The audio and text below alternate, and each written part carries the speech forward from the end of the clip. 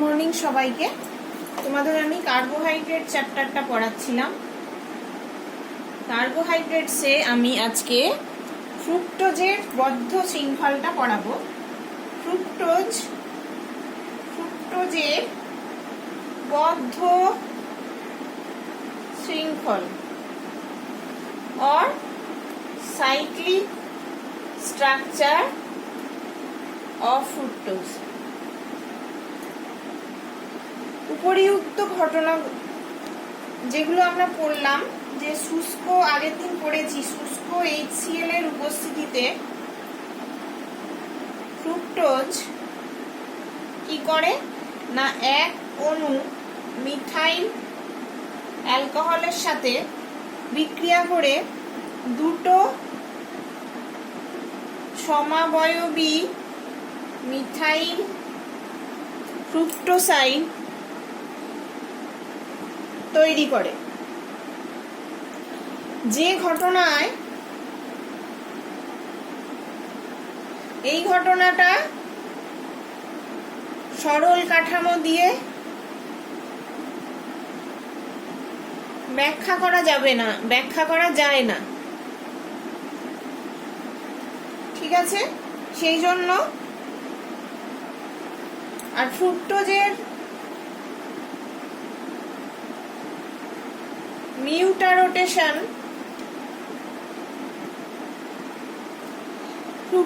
মিউটারোটেশন ঘটনাও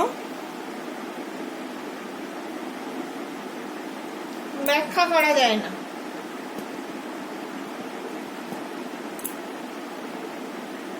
সেই জন্য আমরা এর বদ্ধ শৃঙ্খল স্ট্রাকচারটা পড়ব।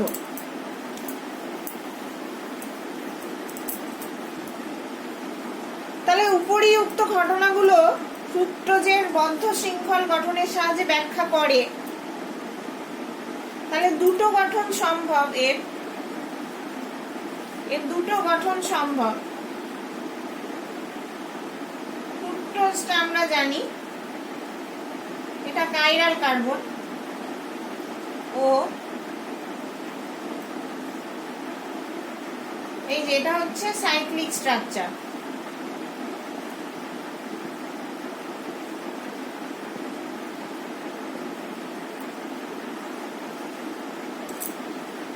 এটা হচ্ছে আলফা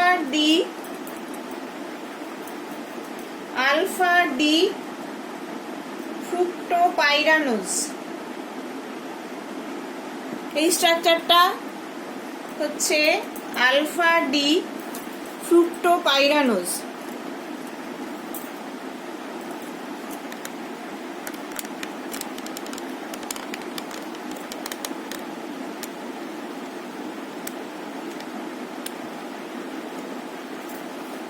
আর একটা স্ট্রাকচার দেখো,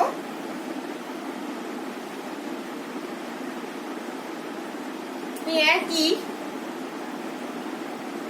ওইটা বাঁদিকে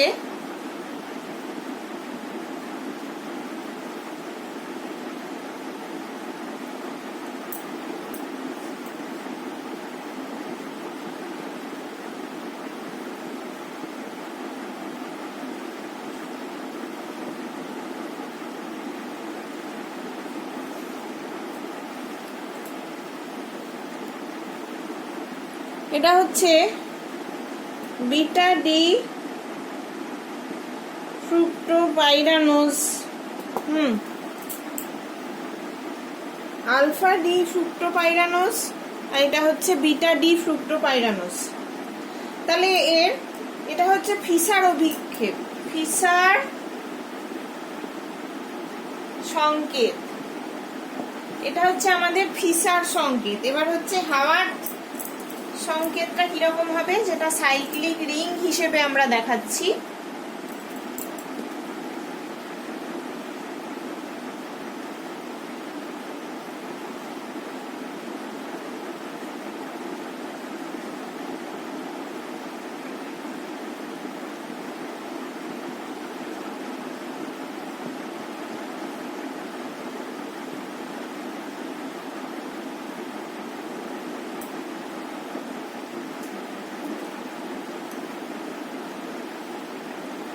এটা হচ্ছে আমাদের আলফা ডি ফ্রুক্টো পাইরানোজ। যেহেতু এই ওইসটা নিচের দিকে আছে সেহেতু এটা আলফা ডি ফ্রুক্টো পাইরানোজ। এবার বিটা ডিটা কিরকম হবে?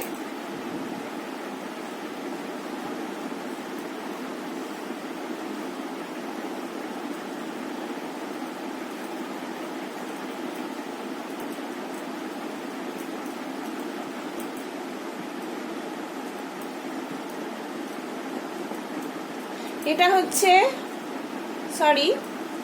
ওইসটা উপর দিকে বলে এটা বিটা ডি ফ্রুক্টোপাইরানোজ। ওকে, তাহলে এটা আমাদের হচ্ছে হাওয়ার্ড প্রজেকশন বা হাওয়ার্ডের সংকেত।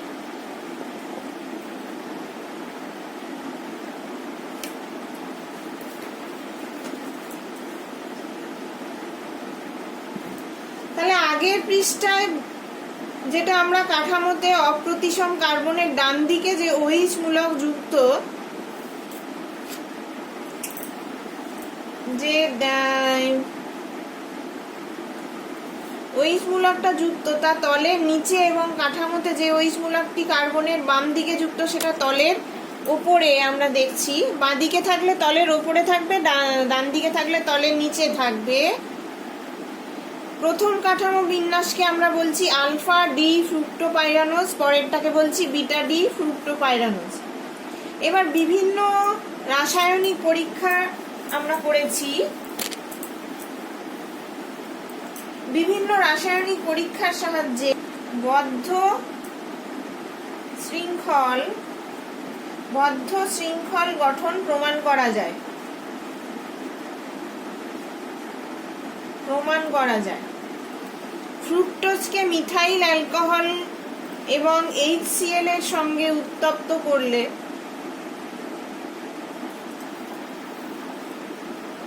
ফ্রুক্টোজকে মিথাইল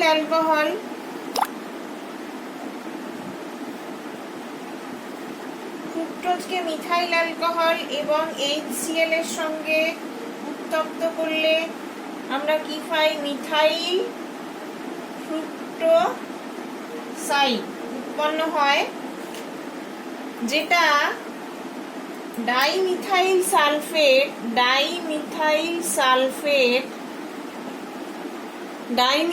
সালফেট এবং NaOH এর সঙ্গে বিক্রিয়ায় টেট্রামিথাইল ফ্রুক্টোসাইড দে পরিণত হয়। পরে এর যে আর্দ্র বিশ্লেষণ আমরা যদি করি, টেট্রামিথাইল ফ্রুক্টোজ আমরা পাবো। টেট্রামিথাইল ফ্রুক্টোজকে প্রথমে লঘু HNO3 দিয়ে, এটাকে যদি HNO3 ডাইলিউট HNO3 দিয়ে দেওয়া হয় এবং পরে অ্যাসিডের উপস্থিতিতে KMnO4 দ্বারা জারিত করলে এটা ল্যাকটোন পরিবর্তন হয়, ল্যাকটোন তৈরি হয়। পরবর্তীতে গাঢ় HNO3 দিলে, এবার ল্যাকটোনে যদি আমরা গাঢ় HNO3 দিই তাহলে ল্যাকটোন ট্রাইমিথক্সি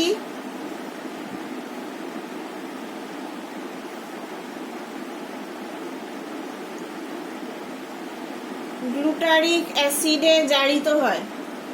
এর ফলে প্রমাণিত হয় যে ফ্রুক্টোজ অণুতে কি প্রমাণ হয় না, ফ্রুক্টোজ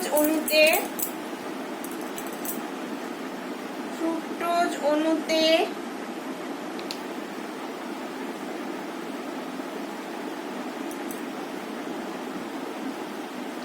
দ্বিতীয় এবং ষষ্ঠ কার্বনের পরস্পরের মধ্যে বদ্ধ শৃঙ্খল তৈরি করে। ঠিক আছে, তাহলে এবার আমরা রাসায়নিক বিক্রিয়াগুলো একে একে দেখাবো। আমরা একটা ফ্লো চার্ট এখানে লিখলাম, এবার আমরা রাসায়নিক বিক্রিয়াটা দেখাবো। দেখো বিটা ফ্রুক্টোজ যদি আমরা নিই,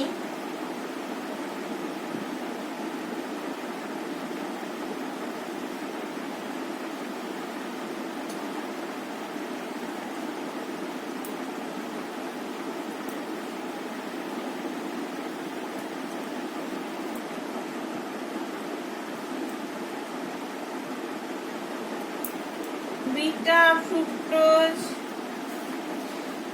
যদি আমরা নিই তাহলে CH3OH HCl,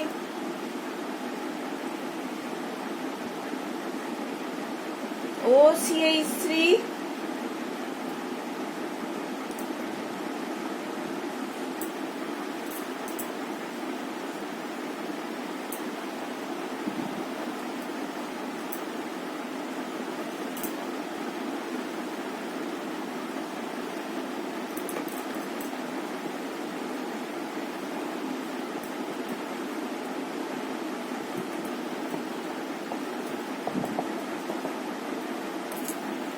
এটা হচ্ছে বিটা মিথাইল ফ্রুক্টোসাইড, ঠিক আছে।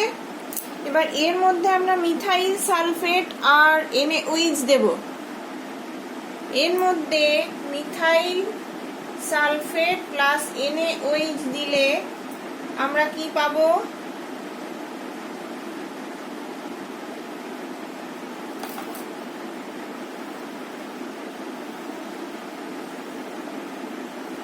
CH2OCH3, মানে এই যে এটা মিথাইলেশন হবে, এদিকে আমরা OCH3 আগেই পেয়ে গেছি।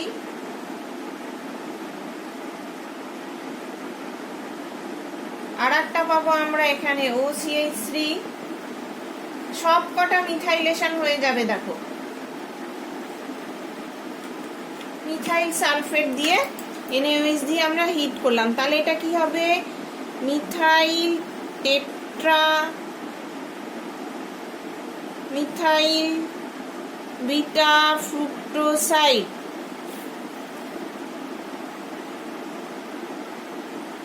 ঠিক আছে, এবার এই জিনিসটাকে আমি যদি HCl দিই তাহলে কি হবে?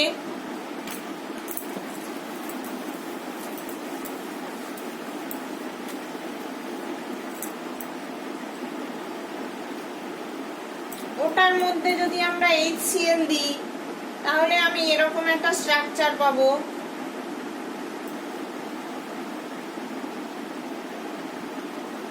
CH2OCH3,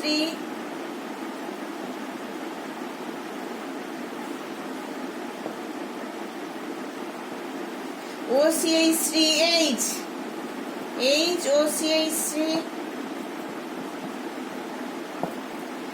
HOCH3, তাহলে টেট্রামিথাইল বিটা ফ্রুক্টোজ, টেট্রামিথাইল বিটা ফ্রুক্টোজ, এটা আমরা পেলাম। এবারে এর মধ্যে আমরা যদি ডাইলিউট HNO3 দিই তাহলে আমরা কি পাবো? এইটা অক্সিডেশন হয়ে যাবে, দিয়ে অ্যাসিড তৈরি হবে। তাহলে আমরা পাচ্ছি হচ্ছে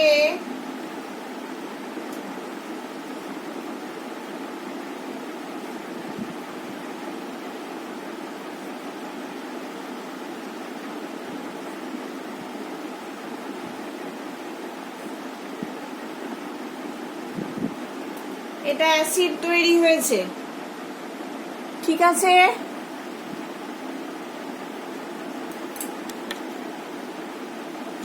অ্যাসিড তৈরি হয়েছে, তাহলে এইটার মধ্যে আবার KMNO4 দিলে, অক্সিডেশন করলে KMNO4 in the presence of H2SO4 oxidation করলে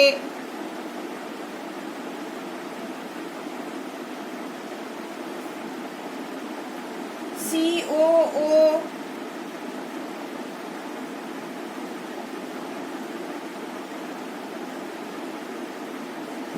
OCH3,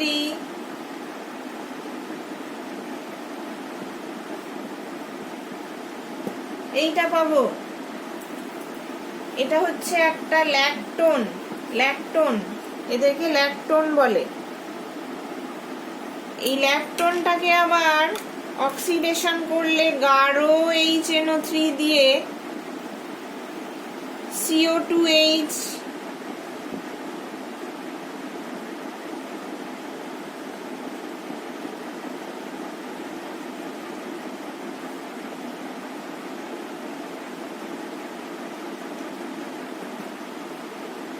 সবটা এখানে অ্যাসিড, দুটো অ্যাসিড তৈরি হবে, আর এটা এগুলো মিথাইলেটেড অবস্থাতেই থাকবে। তাহলে এটা আমি কি নাম দেব না,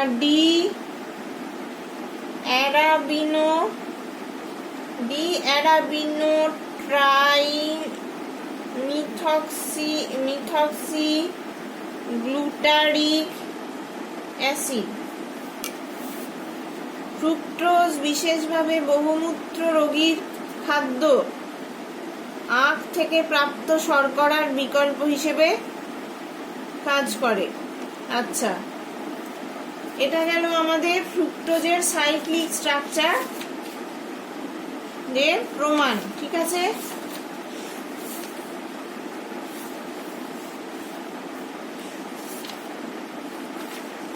এইবারে হচ্ছে আমরা ডাইস্যাকারাইডে যাব আজকে। ডাইস্যাকারাইড,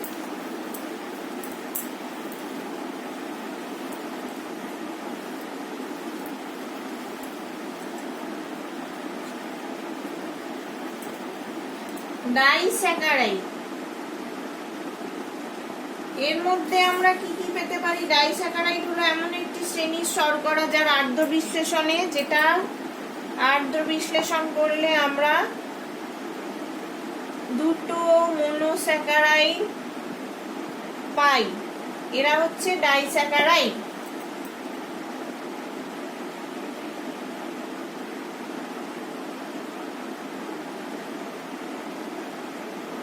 তাহলে মনোস্যাকারাইড গুলো কি করে? মনোস্যাকারাইড অণুগুলো পরস্পর অ্যাসিটালের সংযোগে, এই যে এটাকে অ্যাসিটালের সংযোগ ব্যবস্থা দ্বারা আবদ্ধ থাকে,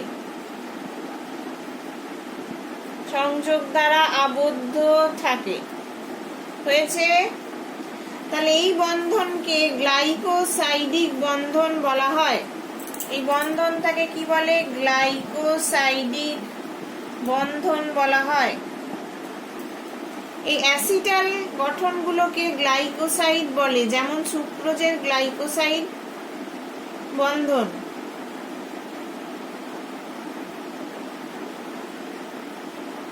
তাহলে গ্লাইকোসাইড বন্ধনটা আমরা কিভাবে দেখাতে পারি?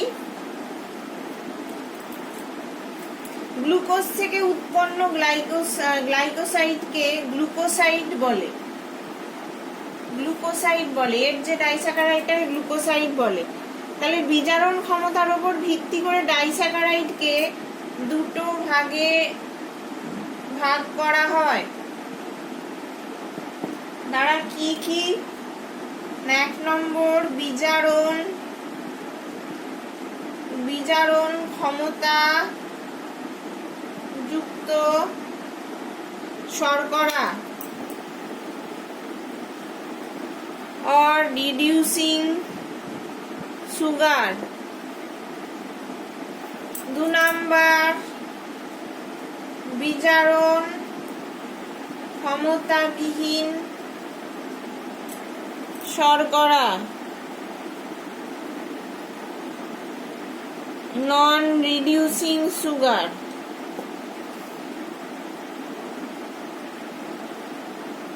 ঠিক আছে, এবার বিজারণ ক্ষমতাযুক্ত শর্করা আগে আমরা পড়বো। গ্লাইকোসাইডিক লিঙ্কেজটা কিরকম দেখতে হয় ডাইস্যাকারাইডে। দুটো মনোস্যাকারাইড ইউনিট, এটা একটা মনোস্যাকারাইড,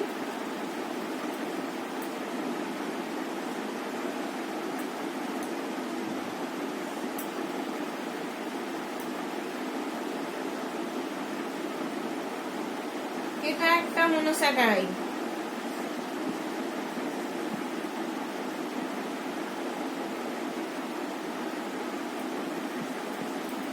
এবার দেখো COC, এইটাকে বলা হয় গ্লাইকোসাইডিক লিঙ্কেজ।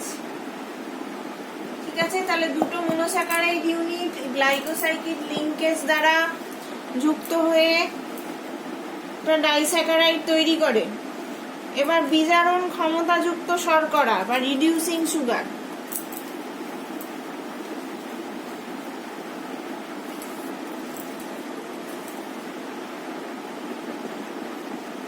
বিজারণ ক্ষমতাযুক্ত শর্করা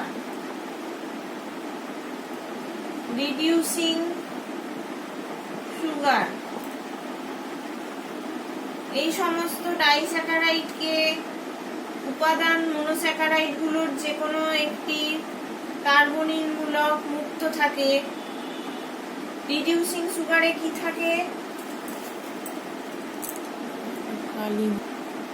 তাহলে এতে মনোস্যাকারাইড গুলো যে কোনো একটি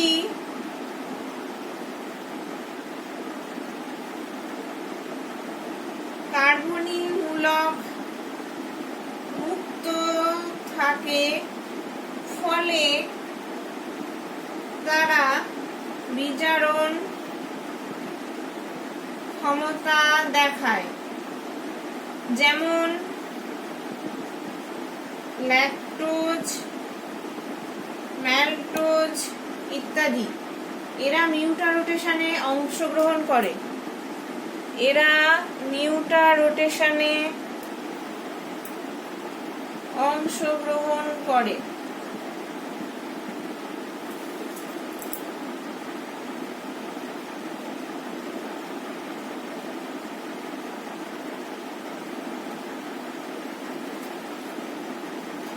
এবারে হচ্ছে বিজারণ ক্ষমতা বিহীন শর্করা। বিজারণ ক্ষমতা বিহীন শর্করা, বিজারণ ক্ষমতা বিহীন শর্করা और নন রিডিউসিং সুগার। এই সমস্ত ডাইস্যাকারাইডে উপাদানের মনোস্যাকারাইড গুলোর এদের ক্ষেত্রে কি হয়, মনোস্যাকারাইড গুলো উভয়েরই কার্বনিল মূলক, যেটা কার্বনিল মূলক গ্লাইকোসাইডিক সংযোগের জন্য আবদ্ধ থাকে। তাই এই শ্রেণীর যৌগের বিজারণ ক্ষমতা থাকে না। তাই এদের বিজারণ ক্ষমতা থাকে না। এটা যেহেতু গ্লাইকোসাইডিক সংযোগে লক থাকে, সেজন্য বিজারণ ক্ষমতা থাকে না। এদের এক্সাম্পল হচ্ছে সুক্রোজ। এরা মিউটারোটেশন দেখায় না। ঠিক আছে, নন রিডিউসিং সুগার হচ্ছে সুক্রোজ, আর রিডিউসিং সুগার ল্যাকটোজ, ম্যালটোজ।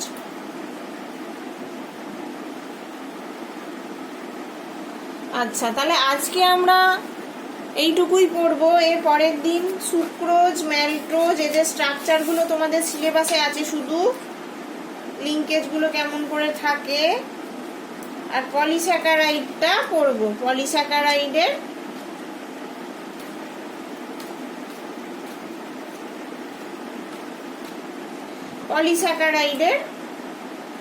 স্ট্রাকচার গুলো।